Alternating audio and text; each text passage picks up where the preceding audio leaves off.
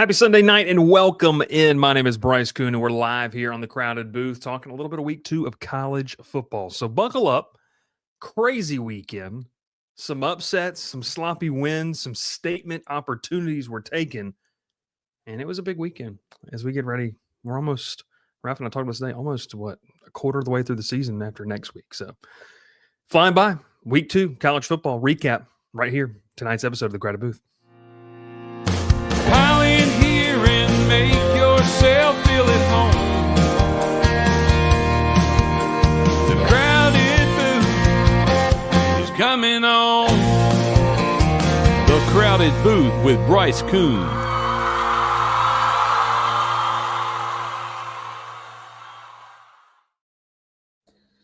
All right, welcome in as we get ready to talk a little bit about college football during the week number 2 of the 2025 season, and had some highlights, had some sloppy wins, had some statement opportunities. We welcome you in. Make sure you like, make sure you subscribe. Will Manis, Ralph Leary, my name is Bryce Koon, and look, fellas, it was weird. It was a weird and wacky weekend.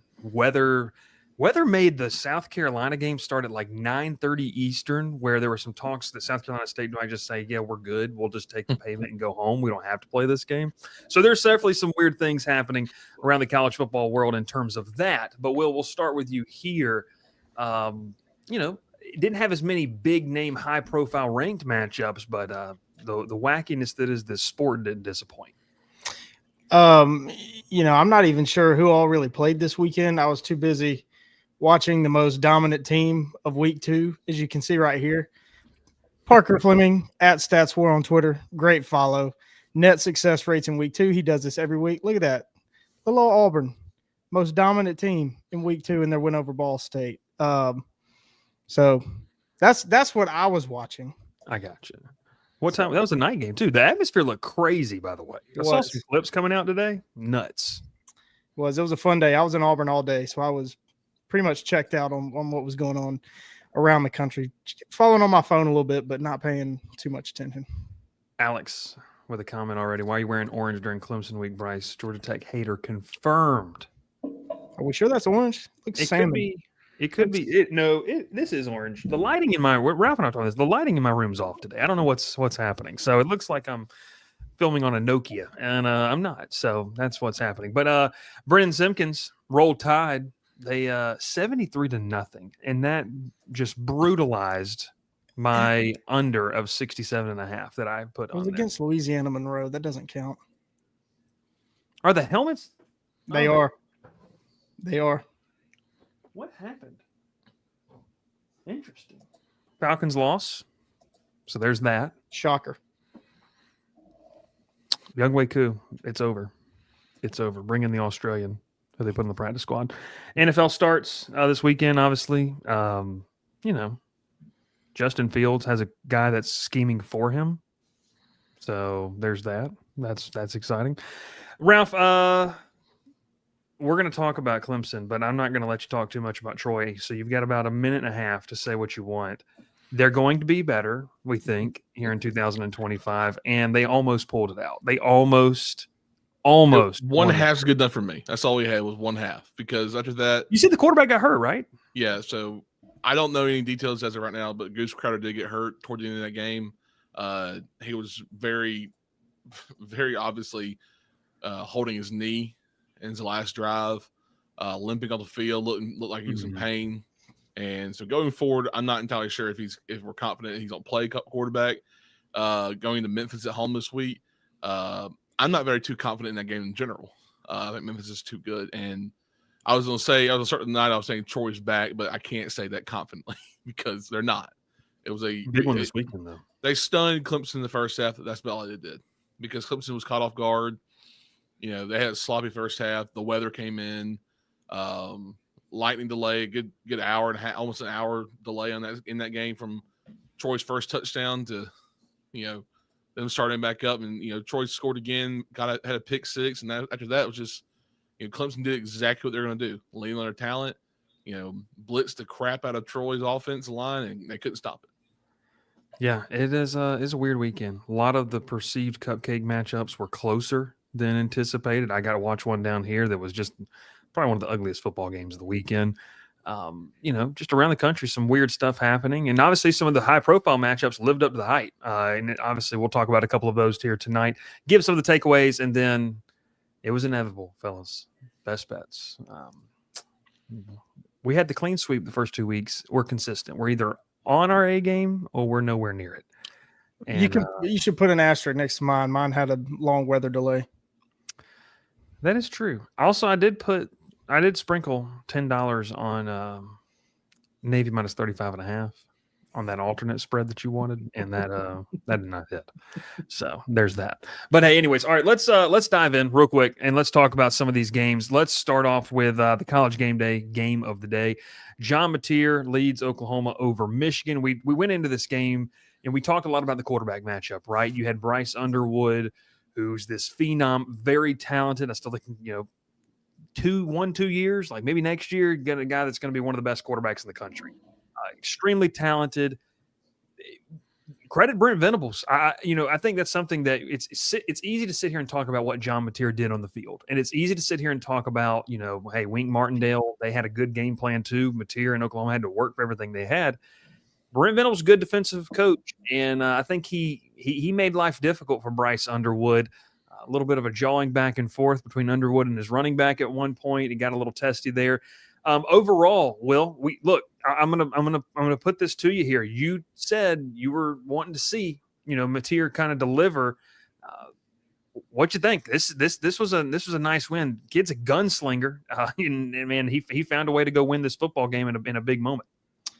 Yeah, he was pretty good. 21 of 34, 270 yards, 1 touchdown, 1 interception.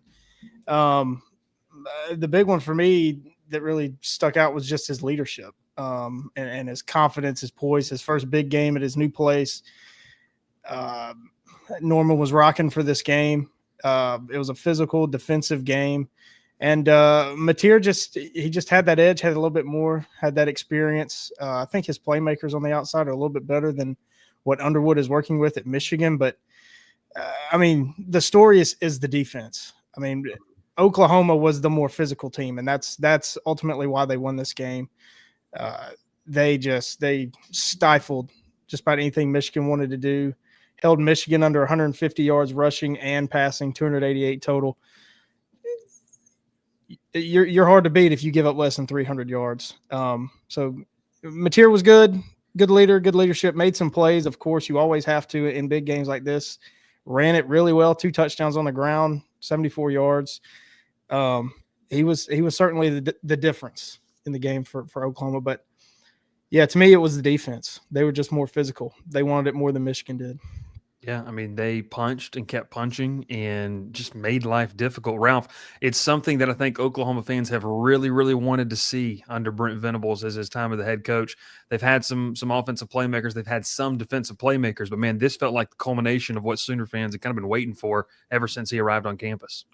Yeah, you think they had Dylan Gabriel 2 years ago, and you really thought that team was going to be the best team that he was going to have with the offensive line they had that year too. And, man, this year, this team's really just kind of put together perfectly. You got a true freshman offensive tackle who gets hurt in a game, kind of comes back in, and overall, this team looked great. They were from the get-go. They scored early on the game, it felt like, and they were just confident. I like the third down conversion. It was 9 of 17. John Mateer was just doing it all. It felt like, Jay Knott, I thought he was going to play more, and we got 4 carries. He's still kind of banged up, you can tell, but John Mateer took that and said, "I'll take the ball if I have to." And I think he had 19 carries and had 2 touchdowns on the ground. You take that as a win for your quarterback. He played great.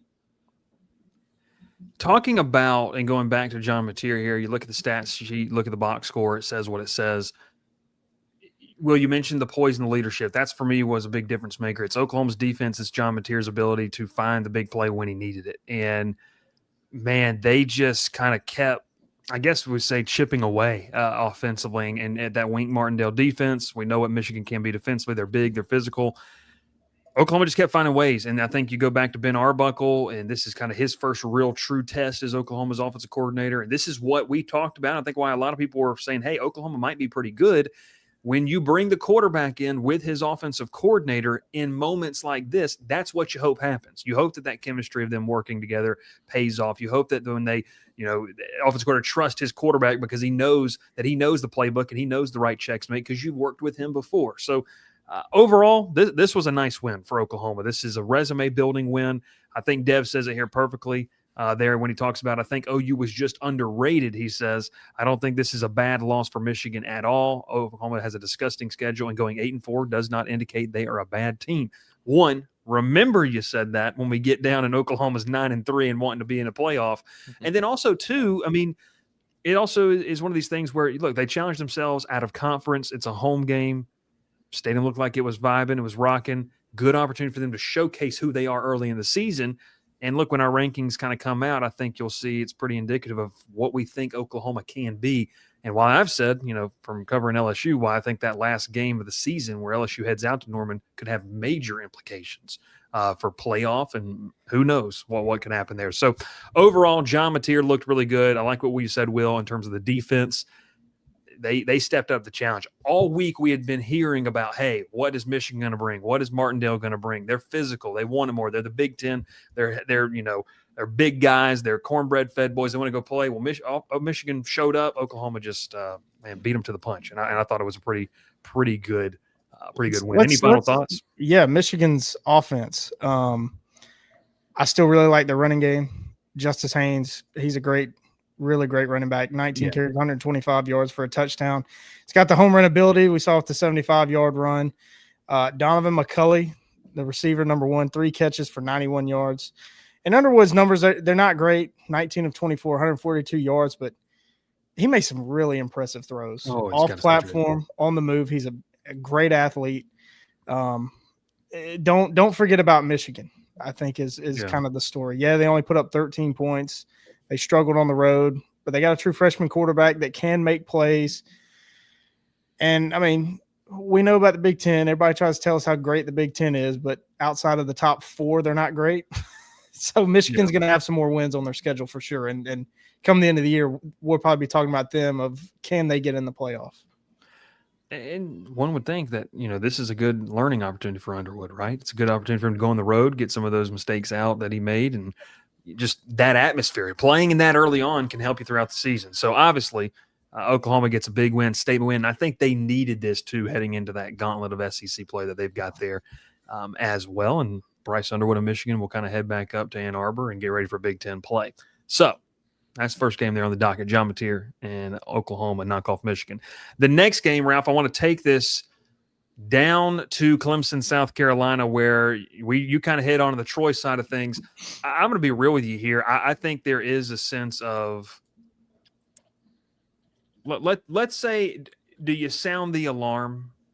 Do you worry about the legitimacy of this team heading into their ACC play? They've got a big one in Atlanta this week.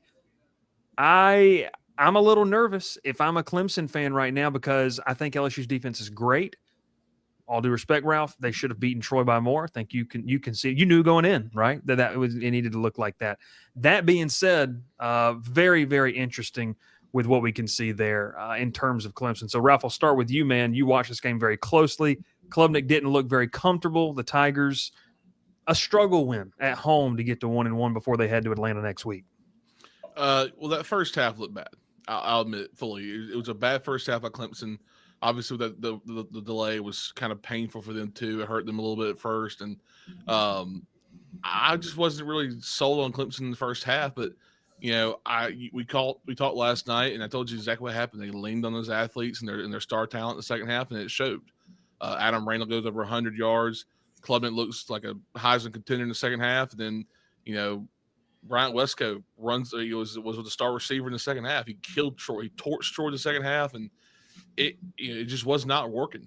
We couldn't stop anything, and their defense was stellar in the second half. I could not tell you which drive it was. It might have been the second to last drive where I think the 3 plays we had on offense, they blitzed all 3 plays and bullied our offensive line. Just sent one after another. It was just we couldn't block anybody, and that's what Clemson was going to stand on the rest of the game. Was They had better talent. Peter Woods and TJ Parker were just, wrecking, just havoc on the offensive line, on Troy's offensive line. And, I say going into Tech, they take the wins in the second half and build off that. You kind of just completely blank on that first half. You have to, because it's going to be a problem for you going into a team that's riding high right now. It looks good, and just completely forget the first half. Just take the first half, throw it out the window, build on your second half performance, because it was 10 times better. Will, what's the level of concern if you're a Clemson fan right now? The alarm bells are ringing. You can hear them for miles. A lot of problems. Like you said, Clemson should have been able to approach this game against Troy and just do what they want to do. Don't react to what Troy was doing. Make Troy react to what you wanted to do, because of the talent disparity there. This Clemson offense is bad. It's bad. The numbers look good, but it's bad. They don't have a running back. Remember, they're playing a converted wide receiver at running back. The offensive line is a huge mess. I'll be surprised if Garrett Riley makes it through this season. I really do, because this is not looking good. Like Ralph said, they're getting ready to face a hot Georgia Tech team in Atlanta. First time they get out on the road, that could spell a lot of problems. Bobby Dodd Stadium is going to be rocking on Saturday for this Clemson game. And if Clemson comes out flat like they did against Troy, I don't think they're going to be able to score enough to get back and beat Georgia Tech. So they've got a lot to fix, and they got to do it in a hurry. I want to say one thing real quick before you get this comment, Bryce. And Will is correct. They are relying on a converted receiver at running back. But the first half, they didn't run him very much. The second half, they decided just to say Troy's defensive line can't be better than the offensive line, and they ran him up the middle the entire game, it felt like. And he ran through the linebackers like they were just middle school football players. I'm not knocking anything who he is and who that Troy played or who Troy has, but it was embarrassing watching Troy try to tackle that guy. He was They leaned on him. Yeah, I mean, like I said, they leaned on their talent, and that's who one of their talented players is. Now, with Georgia Tech, have Georgia Tech? I don't think so. I don't think he's gonna run for 100+ against Georgia Tech on 21 carries. But the secondary for Clemson also played very well, by the way, in the second half. The first half they gave up one long touchdown play. After that, it was basically locked down. Clemson's defense is going to keep them in games. Like Will said, their offense is going to have to find, dare I say, a first gear. I mean, I don't think they've found their first gear yet as an offense. And Dr. Bob brings up a great point. It was something that I was talking about coming out of the LSU game, was the major weakness of a Dabo Swinney era has consistently been their offensive line. And this is true. They've never had like an elite group, an elite unit. They've been pretty good, but they've had quarterbacks that have been able to overcome any potential deficiencies. Because when you go back and look, when they have won big games or had big seasons, they had, I'm not going to throw around the word generational. That was thrown around enough last week by certain media members. But they've had high draft picks, right? Trevor Lawrence, Deshaun Watson, guys that could extend plays with their legs, make off-platform throws, do a lot of things that you need to do. And so in terms of that, you had everything you needed. Now, look, I mean, Klubnik to me hasn't shown me enough where he's to the point I say he's a top 5 quarterback in the country, maybe in the top 10 right now. Whatever's going on there with Garrett Riley, the marriage with this Clemson offense, it's clunky. It's not smooth. I'll give it to him in week 1 because I do really think that LSU's offense is a top 15 unit. The game against Troy, and Dev said it earlier, give credit to Troy, they came out and attacked, and look, a lot of teams did that this weekend. The fact that Clemson just kind of slow played this thing was kind of weird, especially coming off a loss. If they'd have beaten LSU, the narrative would be, well, it's just a traditional letdown game, kind of what happened in Baton Rouge on Saturday night. This one, all due respect, Troy, you should have been fired up for this game, and I don't see the fire, the killer instinct out of this Clemson offensive line. And we talk about the receivers. I'm going to be real with you. They got to go out there and show that they're elite, can create separation, can win the 50-50 balls. They've done it in spurts, but this is supposed to be the big thing that was fixed in years prior. They're supposed to have the skill talent for Cade Klubnik to be able to throw those anticipation throws. I like the guys they have. I like the potential of them. It's just not necessarily one of those things where we've seen it. It's been 2 weeks. You're going to have that against a physical team, and a team like, I continue to say this, and we'll talk about it throughout the week on our tech shows. They want to play in the phone booth. Clemson is going to win the game if they play outside the phone booth.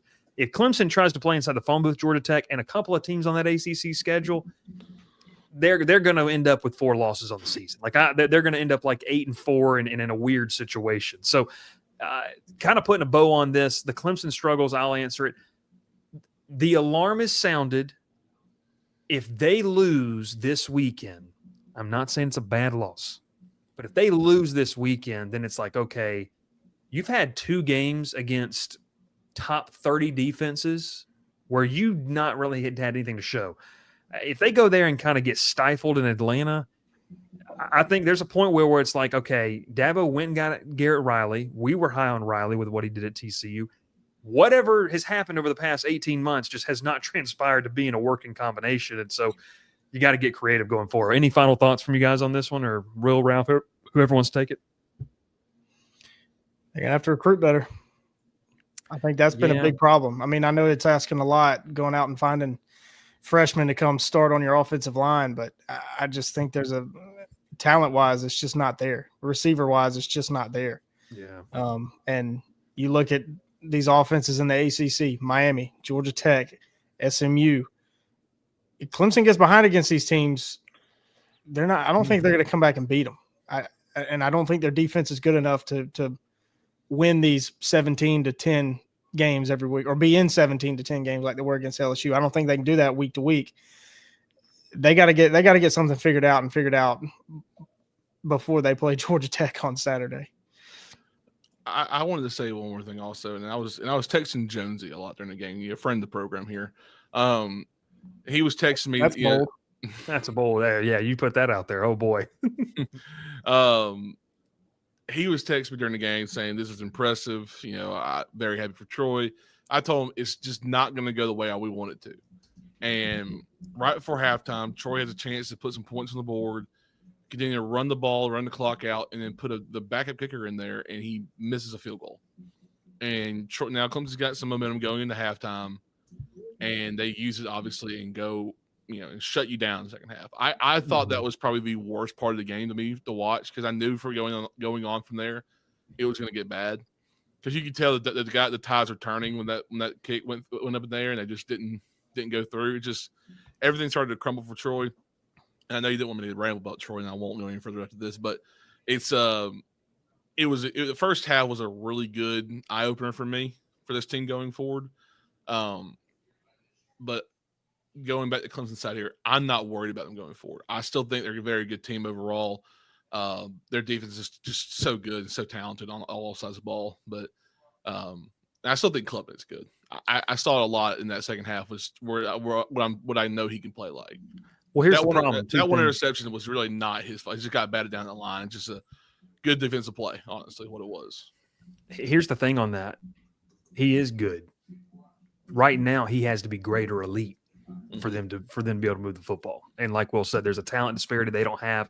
I mentioned this heading in the LSU Clemson game. We saw in that second half, they don't have elite team speed on the perimeter. They just don't. And I think they've got some impressive young guys. Like their running backs. They got Randall. I get that. They've got some impressive young backs. Jay Haynes, the Gideon kid. Like they've got some guys who could be playmakers for them.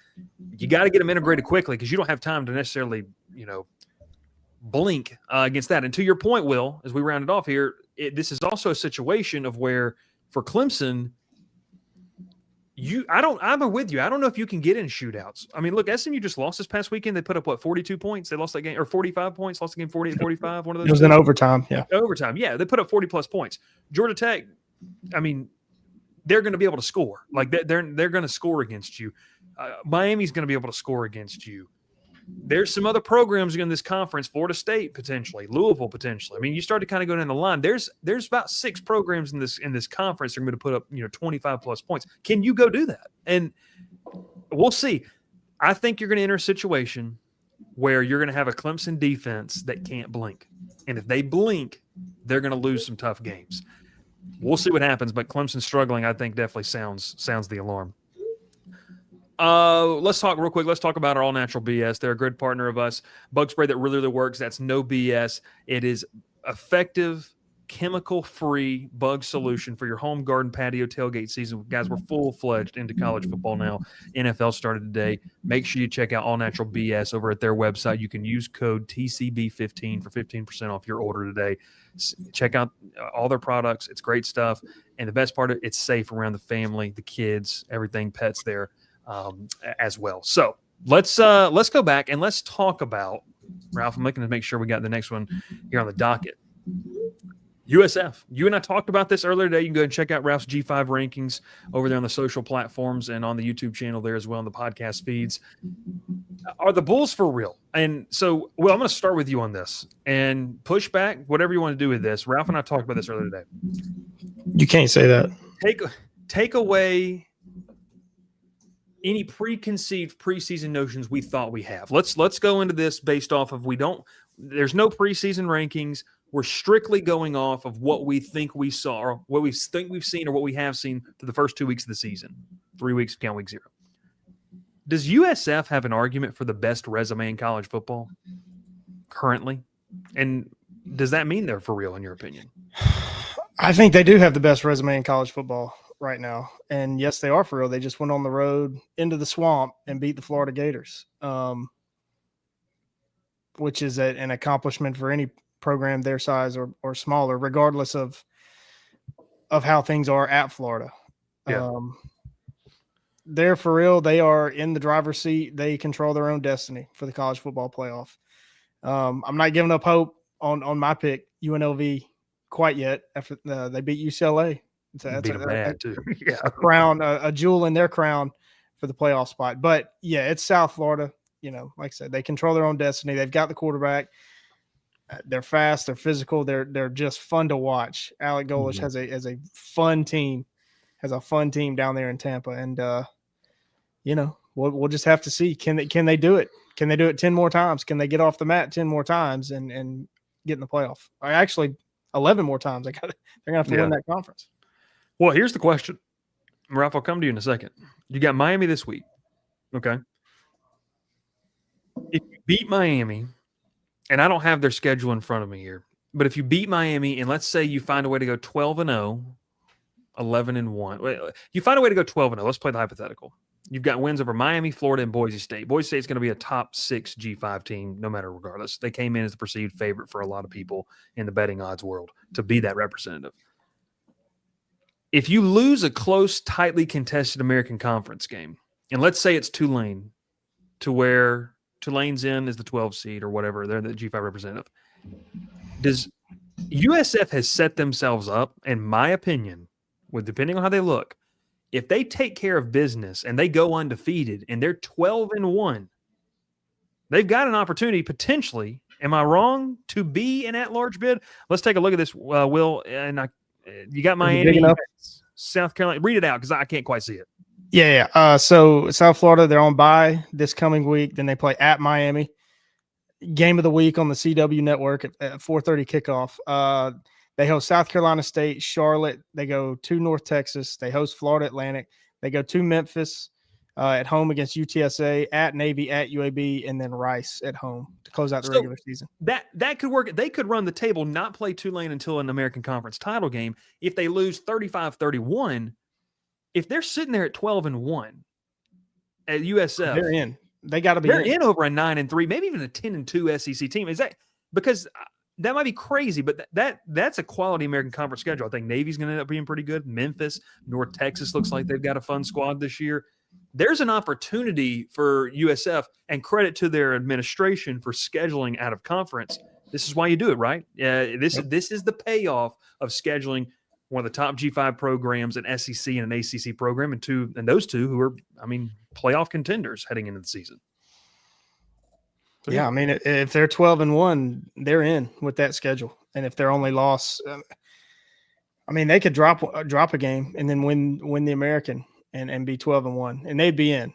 2 road wins against Florida and Miami. You beat Boise State, who everybody thought would repeat as the G5 representative. and then you would presumably beat Tulane. So you've pretty much knocked off everybody, especially if that loss is to UAB or to North Texas, who probably will drop some games, maybe not necessarily be in the hunt for the American championship at the end of the year. So it's kind of like, oh, well, that was a one-off for them. They just had an off week, but showed they overcame it. I worry about Memphis because I think Memphis at the end of the season will be in the mix. Yeah. Navy could always be in the mix. Yeah. But, you're talking to a homer. So Fighting 12-1.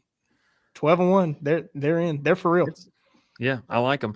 We're going to get to Alex's question on the back half of the show talking about Florida, but let's continue on through this. Before we get out of here, Ralph, I know you talked a lot about it today. Anything you want to add in terms of USF? And, I know, like I said, people can check out what you said on the other episode, and we'll drive them to that. But anything you got?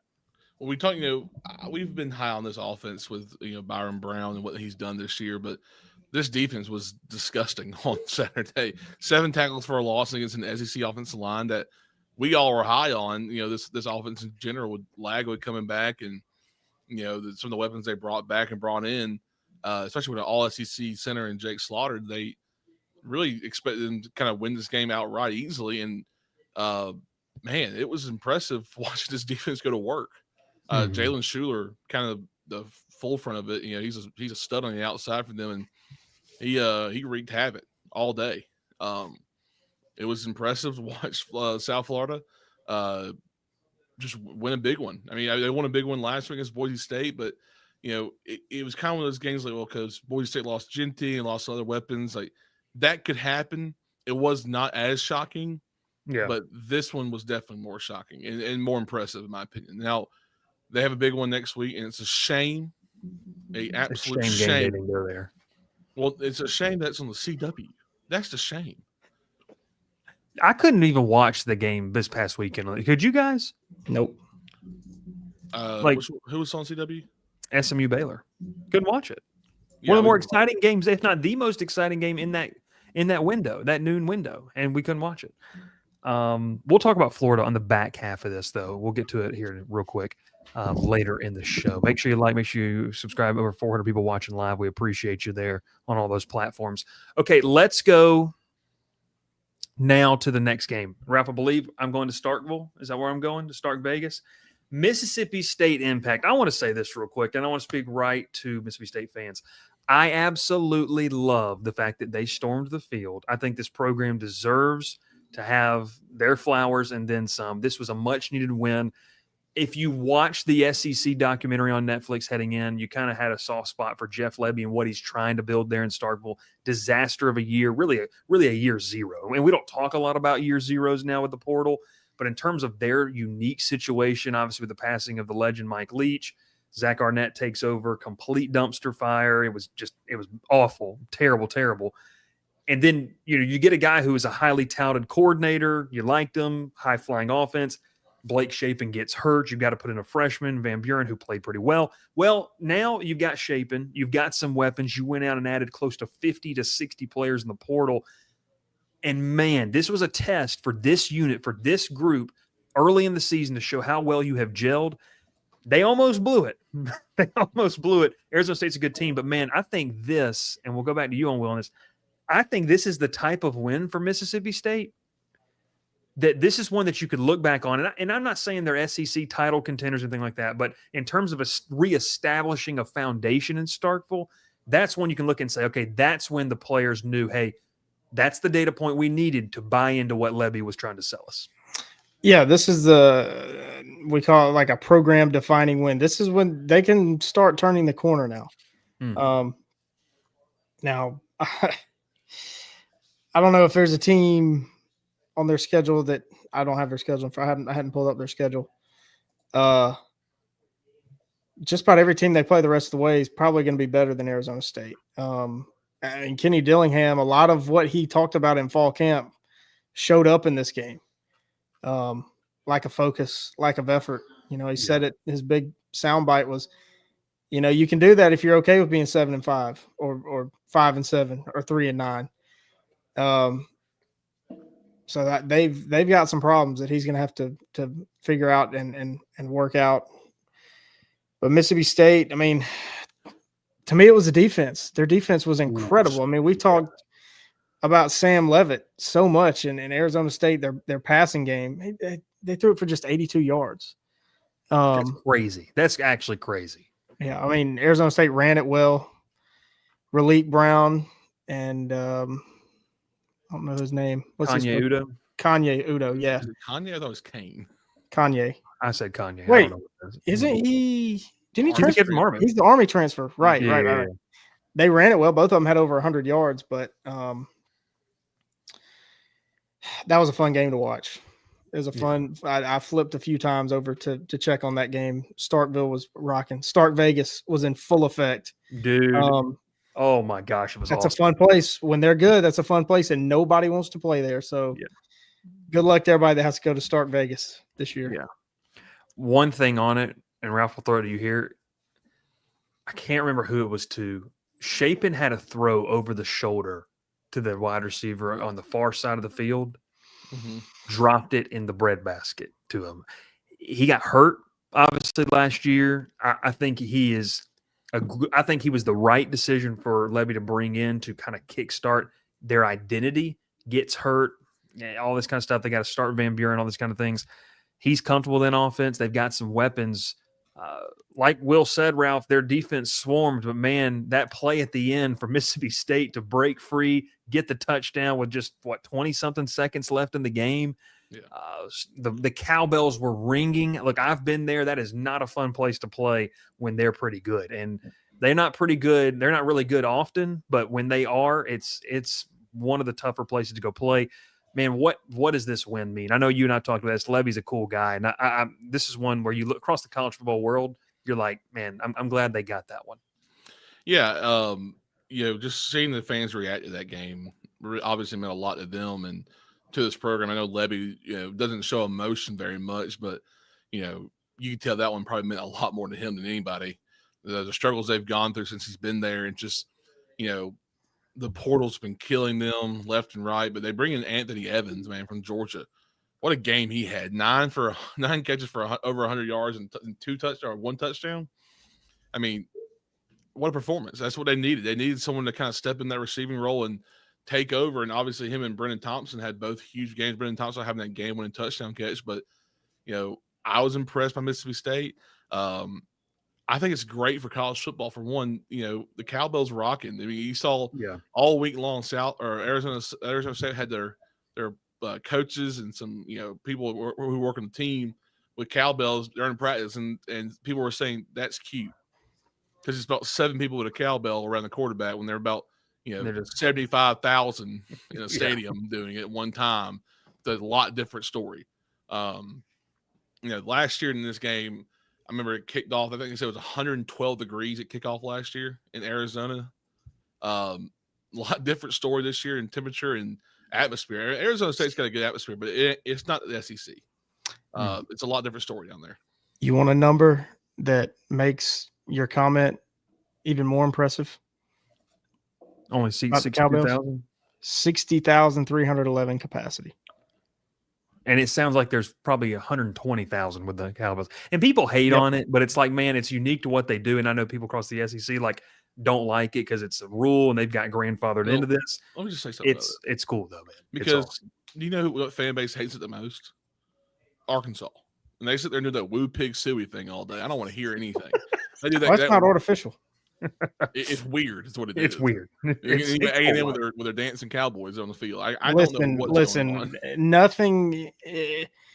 When you compare it to Texas A&M, nothing's weird. Texas A&M is a category of their own. They have a pep rally at midnight, and they talk crap about the team they're about to play, and then lose to them. They talk about App State that one year. I'll say this: I was never a big fan.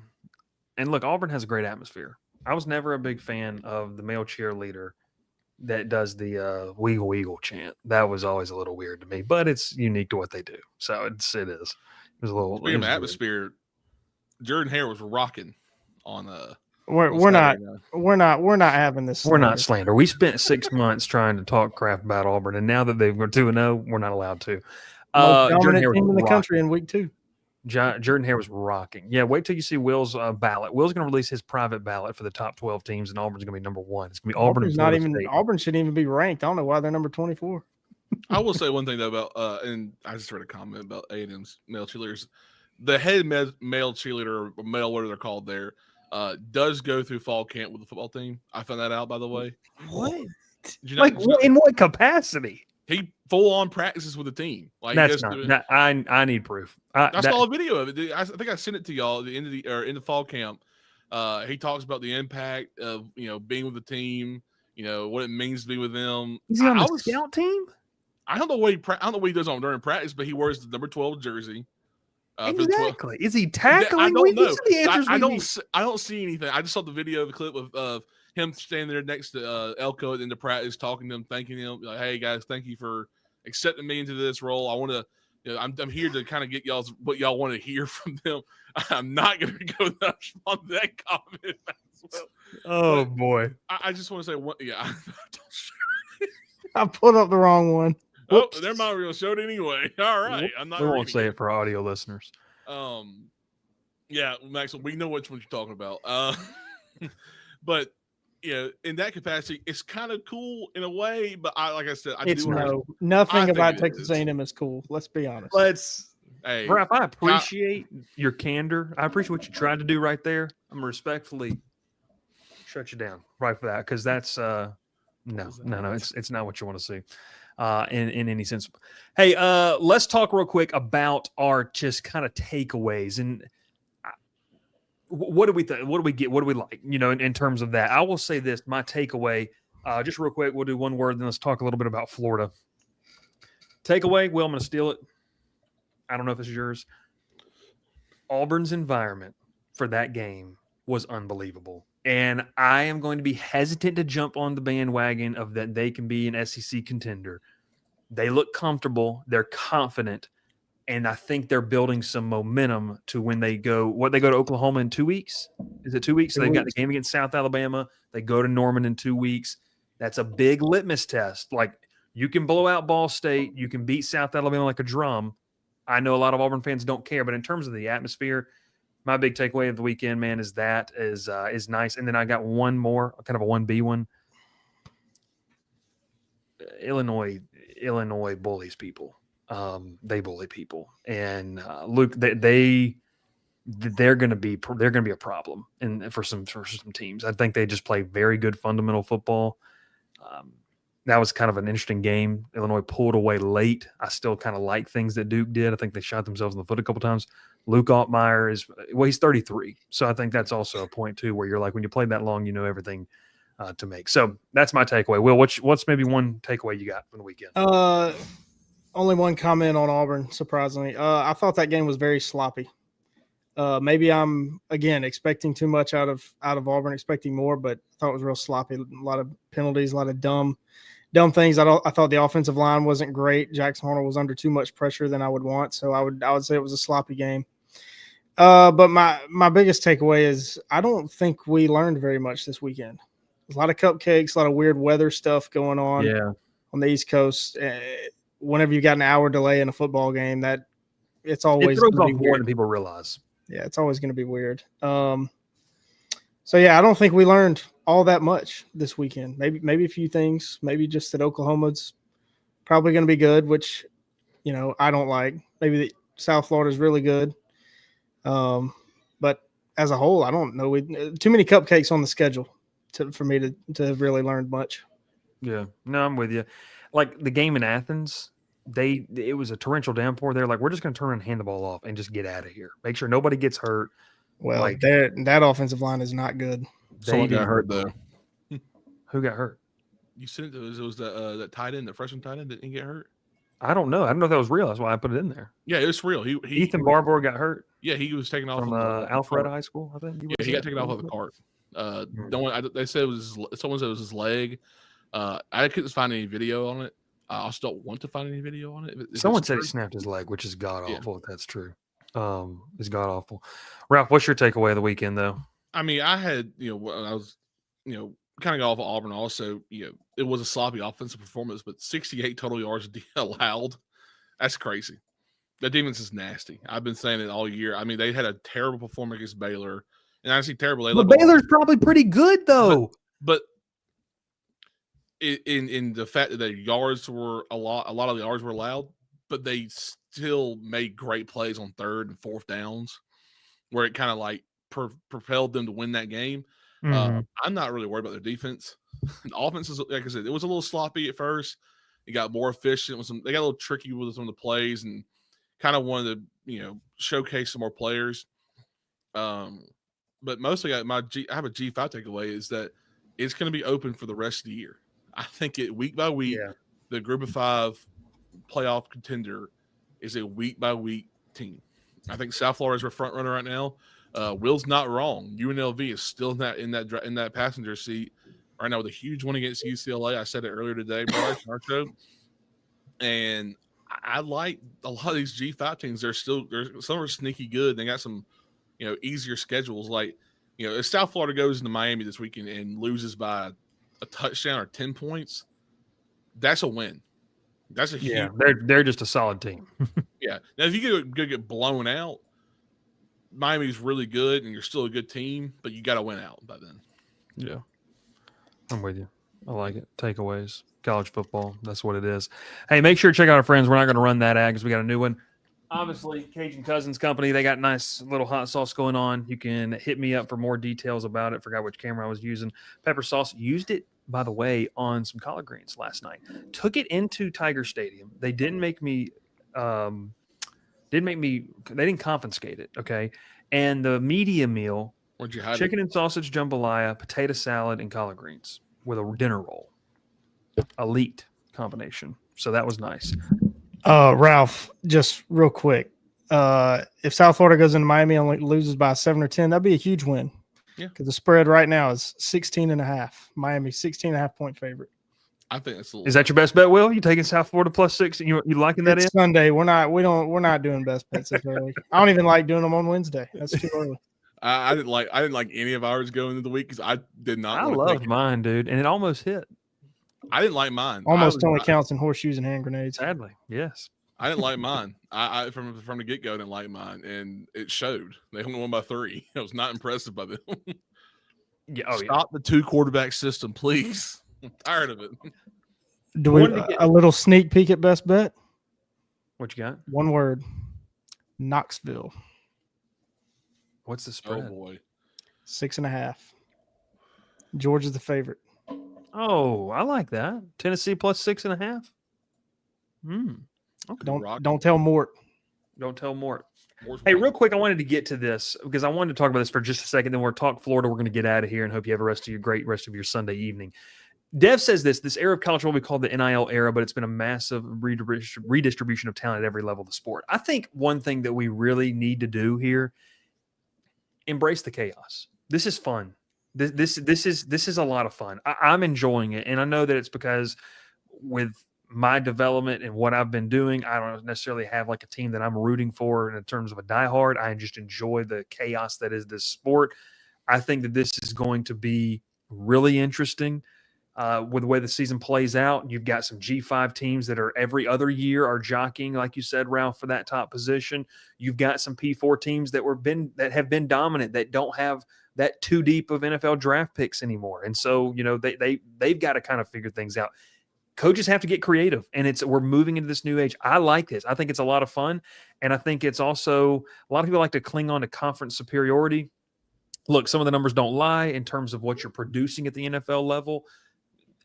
By and large, the Big 10, SEC, Big 12, ACC are going to be at the top of that. But you're starting to enter an era where I think you can truly say any given Saturday, you're starting to have more crazy results. You're starting to have that. So I love that about that. So let's talk real quick. It's that last one. Florida has a problem. Okay. This is what I want to say. They've had a problem for about a decade. That is true, by the way. Okay. We'll start right here. 500 people watching live. That's awesome. I wanted to kind of preface this with, it feels like, and I know inside the scope and the magnitude, if you put the glass right on this game, Florida fans are ready to pay the 20.5, 25.5 and get them out of there. I understand that. I get it. It's the fan reaction, fan frustration. I get it. All the goodwill that last season built up, this is how the SEC operates. All that goodwill, the win against Ole Miss, LSU, winning the bowl game, finishing off the back half of your schedule the way you did, it's gone. Completely gone with what happened. Credit to USF. We gave them their flowers early in the show. Florida has an issue. Billy Napier is a 500 head coach, I believe, at his time in Gainesville. I think this is just a data point that continues to prove he's okay. I don't think look, Lagway's a great individual talent. They've got some good individual talent on this team. This is a problem. Florida has a major problem, and that schedule is looking very daunting, where you have to kind of enter the conversation of where we sat a year ago. And Will and I talked about this. People got laughed at because they're like, Florida might not make a bowl game next year. I said the floor was 2-10 last year if things went really, really bad. I'm not saying 2-10 this year, but buddy, I just don't know if the leadership is ripe here for you to rekindle that fire once again. So I think Florida has a major problem, and they've got to get this thing because LIU's not walking in there next week. I mean, this is interesting. So, Will, your thoughts on Florida? What you take away? Like I said, give credit USF, played great game, they deserved it. But this is bad. This is really bad. Yeah, I think first of all, I think Billy Napier's a fine head coach, but that's just what he is. He's fine. But in the SEC, and especially a program like Florida, being top half, I mean, there's so many teams now, you could probably say top 25% of the conference. The standard and expectation is compete for national championships. Mm-hmm. And I just don't think that Billy Napier is that head coach. You know, that doesn't mean he can't be successful. That doesn't mean he's not a good head coach. Doesn't mean he's not a good football coach. I think he is all those things, but he's not at that level, especially at the level where Florida wants to be. And, you know, you talk about the leadership, and I was did some looking earlier at his coaching staff. There's not really any names on that staff that jump out that make you feel good about any part of this staff. I mean, it's his staff from UL. I've talked to some people who covered UL. They're like, he brought everybody. And he brought in Ron Roberts after his 1-year stint at Auburn. I think his title is executive head coach and defensive coordinator, whatever executive head coach means. But it's for SEC standards, a subpar staff. I think you would say, and they just have not been able to get it going. They've got too much talent. I think they've recruited, pretty well, especially last year's class ended up well. But it's they've got a huge problem. And I don't know, like you said, I agree with you, Bryce. I don't think they can turn it around this year. Let's see Dr. Bob's comment. Twilight Zone question. What if Florida's next head coach was coaching in Gainesville this past Saturday? I think Florida's next head coach is a former coordinator that is already in the SEC. And it's hurting me to say that. Really? I think DJ Durkin will be near the top of Florida's list if they make a change. Well, some of their best years have been with defensive-minded head guy. I mean, Muschamp had success there. He couldn't get the offense going. When Florida's been at their best, it's been offensive guys. Steve Spurrier, Urban Meyer. They had a quarterback. Right. Yeah. I mean, yeah. Steve Spurrier and Urban Meyer, offensive guys. Urban Meyer had some real great players there. Oh, he had some killers. Well, yeah, I wasn't going to use the word killers. I was going to use some holy cow, great players. Biggest viewership of the year so far live, and we just dropped that line in there. That's what you love to see. Make sure you subscribe. It's all about timing. It's all about timing, folks. Florida's going to have to go in a completely different direction. They're going to have to get a name as a head coach and a guy that can go and get some names as assistants, because this is Billy Napier and this staff is far below the University of Florida football standards.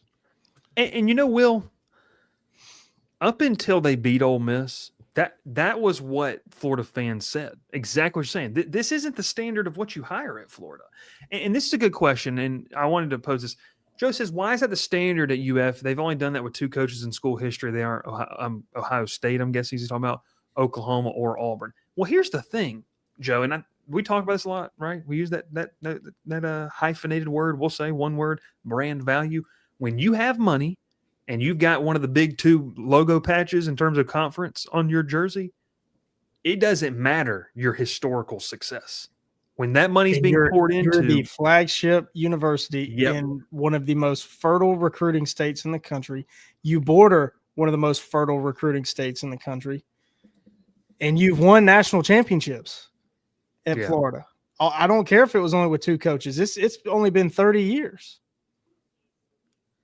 That is still the standard. Yeah. If in the last 30 years they've won national championships, that's still the standard. That's still what they're chasing. Dan Mullen had a good, 2 good seasons? But he went back to back. I guess now would be, you would call them BCS bowls, but back to back New Year's Six bowls.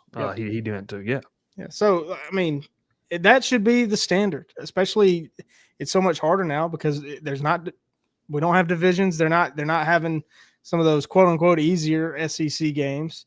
Yeah. It's kind of random. Just be in contention. I mean, I've said that about Auburn all year. Just be in contention. Be top 20. Yeah. And the chips fall where they fall. I mean, just be in contention. 12-team playoff, man, you got pretty good odds. Yep. We expand this thing to 16. That's why, though, there's an expectation with the money. People don't care about recency stuff. That's why people say, hey, they're a sleeping giant. Hey, this is a sleeping giant, because everything's there. And that, Dr. Bob brings up a good point. Bear Bryant said the only team he feared in the SEC was Florida. He said if they ever figured out the head coaching situation, there'd be a problem. Well, to your point, when they've been a problem and a big one for a lot of teams. Alabama, not Auburn. And Joe, Alabama's only done it with 2 coaches too. Yeah. I mean, it's for a lot of people, Will, though, you got to understand that 2007 to 2022 run of dominance is just that's the only thing they recognize. That's the only thing they know. And in fairness, it was so great and dominant that I'll hand them that. Ralph, Florida has a problem. Wrap it up here for us, Mr. Ruff. Hey, that's what Chick-fil-A called you the other day. It's multiple eating establishments have labeled you that. Not so that's me. My dad also. Yeah, Ruff and Ruff Jr. That's what we need. Ruff Squared. What you got for us? You're about to embark on the hardest part of your schedule. Oh, I'm going to pull it up while you say this. And I'll read it out while you're pulling it up. You go to LSU this weekend, a night game in Death Valley. I will be in attendance of that game. I will be wearing the LSU gold and the LSU hat. I will be pulling for LSU. I am completely a sellout. I will be a sellout. Hey, Troy got there winning 17, baby. He can root for LSU all he wants. I can wear that Troy hat. Don't tempt me. I might be the only one wearing one, but you go to Miami the week after. You then you host Florida or host Texas at home. Then you go to A&M, and then you got Mississippi State, who might be scary to play now. After that, you get Georgia, and you get Kentucky, who I don't think is very good. At Ole Miss, Tennessee, and Florida State. You don't have a game of that schedule. I feel confident in you winning right now, except for Kentucky. The 2-10 might be a realistic, possibility. A realistic floor. And I was with some friends on Saturday watching the game, and I said, if you continue this slope you're on, this downhill slope you're on, he ain't making it to Kyle Field. If you go out there and have 3 straight pitiful performances against LSU, Miami, and Texas, he will not be traveling to Kyle Field, in my opinion. Well, I say pitiful. I'm not talking about like getting blown, losing by a field goal or just having a bad one bad play hurts them. Coming into Death Valley losing 45-16, going to Miami losing 35-7. And then you host Texas and they just blank you at home. Like those performances. But who would the interim be? We just talked about who is on this. Basically, like who was on this staff last year? It'd be who'd you mention? I'm sorry, it escaped my mind. Ron Roberts. Yeah. You think that was one of the? So I talked with someone who covered Florida day to day last year, and they said one of the big concerns was And it's not because they kept him. One of the big concerns, if you let him go, who is the interim? You don't have people that have experience doing that in that situation. And I know that's, you're lucky if you have guys that have been interims before. Maybe you're not lucky if you have that type of role on your staff. But to you guys' point, Ralph, to kind of wrap this up, I mean, how about Vinny Sinceri, God, I hope not. secondary coach? Is that Co-defensive coordinator and safeties, played Former safety at Alabama. Safety. Dear God, not even his dad, Sal. Can we bring Sal back? Can Sal come coach? No, look, Ralph, I mean, I'm kind of with you. They get the bye week in between Miami and Texas. I don't think 1 and 3 get you there. But if they are 1, if they're 2, oh my gosh. If they only have 2 wins rolling into the world's largest outdoor cocktail party, I don't think he's coaching. He's not coaching that game. He's not coaching that game. And fire up the coaching carousel. It'll be interesting. College football is amazing. We just packed crazy amounts of content into 1 hour. You can catch all these videos divvied up over on our Credit Booth Cut section on the YouTube channel. We appreciate you watching. Hey, continuing to build viewership here on a Sunday night. Nearly 600 people watching steady live. That's what's awesome about it too. That's awesome. It's crazy. That number's got to be fake. I've been told nobody watches this show. I've been told. I wasn't going to say anything. You weren't going to say anything. It's higher than 80. I can tell you that. You weren't going to say anything. Hey, look, Ralph might not be the sharpest tool in the shed, and he did tell us earlier today in a text thread that he couldn't count when he tried to rank his SEC teams, but he does know that 580 is more than 80. I will give you that. Yeah, I forgot Arkansas. I apologize. Arkansas. Yeah, that's well. You won't next year. You won't next year. Miles on at the helm. Oh, Lord, here we go. You gotta love it. Hey, we appreciate everyone tuning in. Section 103 also, they've got some great polos. Ralph's got one. Ralph, did you get your polo yet? Not yet. Not yet. Are you worried? Do we need to make a phone call to corporate headquarters and get it delivered down here? No, I'm not. I'm not worried. I mean, we still got. I got till Thursday. Got till Thursday. Right. There we go. We appreciate it. There we go. Go Troy Trojans. Big one down in lower Alabama against Memphis this weekend. Memphis 45, Troy 7. Oh my gosh. There we go. Will Manis, Ralph Leary. My name is Bryce Koon. Make sure you like, make sure you subscribe. We'll catch you again, by the way, Tech fans, tomorrow morning, 10:30 a.m. Eastern, 9:30 Central. Rewind. Is Georgia Tech a true contender? What am I looking for in this game against Clemson? Tuesday, we're going to have no live shows. We'll have our Behind Enemy Lines episode with Clemson. Wednesday, we'll talk some Auburn, South Alabama. Will's going to be talking directly with Major Applewhite. No, I'm just kidding. Will was like, wait, what? No, I'm just kidding. About that game. That'd be fun. And then, obviously, we'll be live Wednesday. We're finalizing that time in terms of that to talk about all the games coming up here in week number 3. College football is awesome. We love college football. Credit Booth, all college football all the time. We'll catch you next time. Thanks so much for watching. We appreciate you here on tonight's episode of the Credit Booth. Pile in here and make yourself feel at home. The crowded booth is coming on. The Crowded Booth with Bryce Koon.